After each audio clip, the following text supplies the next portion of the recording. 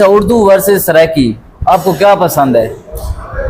देखिए, सराइकी हमारी माँ बोली ज़ुबान है, मादरी ज़बान। मादरी ज़ुबान है, और मादरी ज़ुबान से पावरफुल और वज़नी ज़ुबान और ताकतवर कोई ज़ुबान भी नहीं है। बिल्कुल, ठीक है, क्योंकि ये आपकी रगों रगों में बसी हुई होती है ये ज़ुबान, और माँ के ज़रिए ये आपके अंदर मुंतकिल होती है। इस ज़ुबान का मुकाबला तो कोई कर नहीं सकता। लेकिन उर्दू कौमी ज़ुबान है हमारी, इसको भी भूला नहीं जा सकता। कौमी ज़ुबान, ये उर्दू बहुत शाइस्ता ज़ुबान है, मीठी ज़ुबान है, अच्छी ज़ुबान है और तहजीब याफ्ता ज़ुबान है। अच्छे लोगों की मेहनत से ये यहाँ तक पहुँची है।